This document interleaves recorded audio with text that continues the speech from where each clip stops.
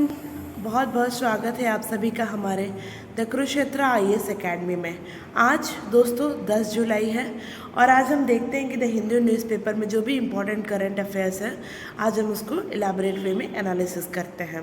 Please make sure that please make the important notes also, and please mark down the what is the topic which is very important as what you feel according to you. Okay, so we'll shall move forward.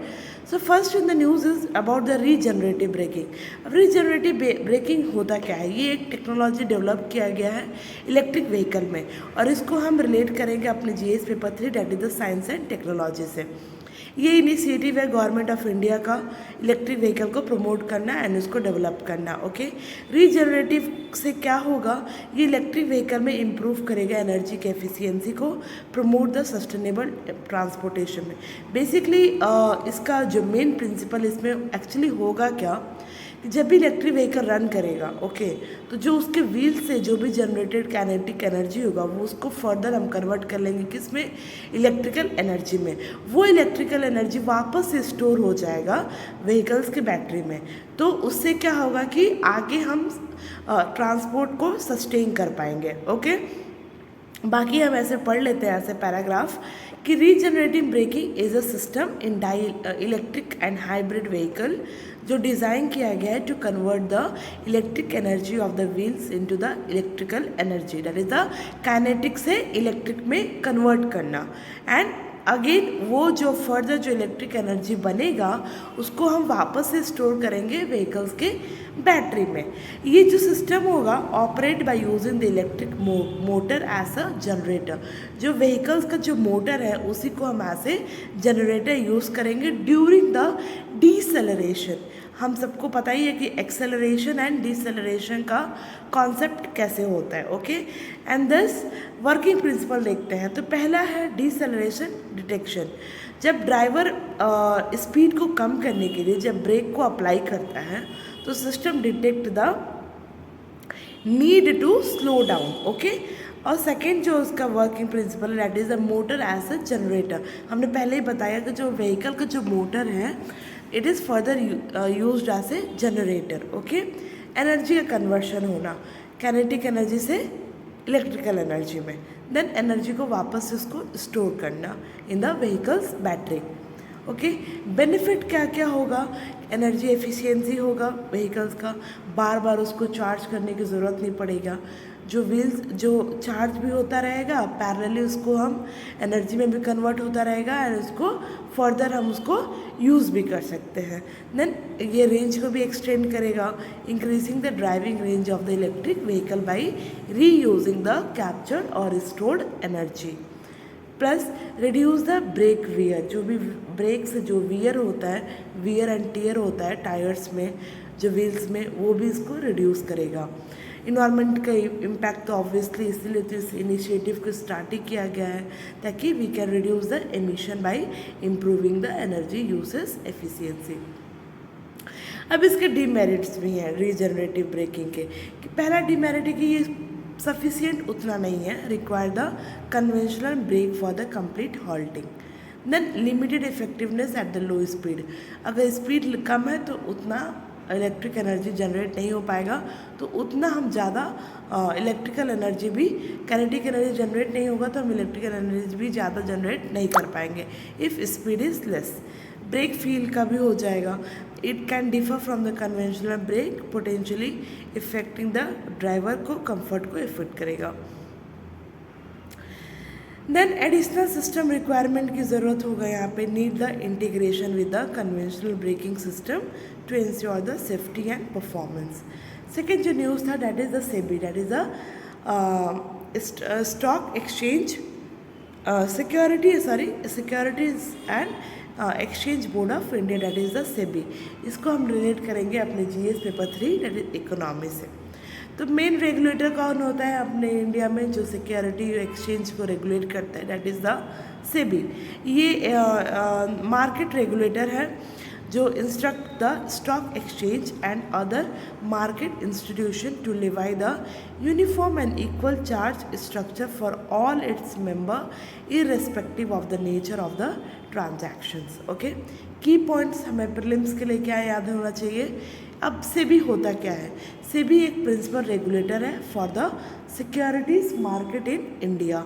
It is a statutory body under the ministry of finance, government of India. Objective क्या क्या है सेबी के? It will act as a watchdog of the Indian capital market. Second इसका objective होता है to promote and regulate the securities market. इसका headquarter कहाँ पर है? मुंबई में।